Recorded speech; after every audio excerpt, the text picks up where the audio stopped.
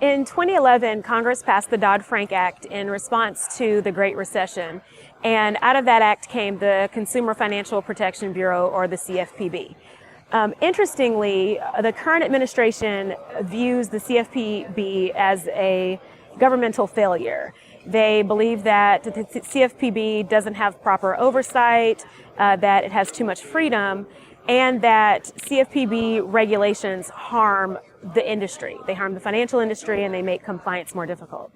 Before CFPB existed, there was no single federal government entity that could consolidate consumer reports about violations in the financial industry, including predatory lending, violations by mortgage companies, credit card companies, and student lenders.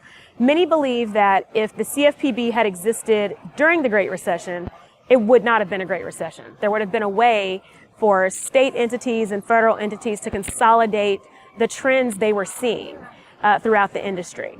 So, the problem with challenges to the CFPB and with the current administration's attitude about the CFPB is that it's already resulted in a decline in enforcements and activities by the CFPB.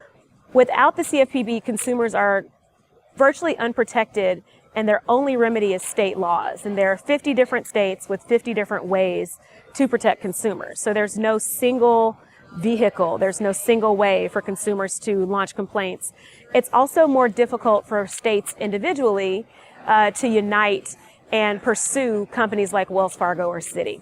So although I think it's impossible to abolish a federal entity once it's formed, if we continue the trend of not supporting the CFPB or changing the way enforcements happen, it really makes consumers more vulnerable, and the trend continues.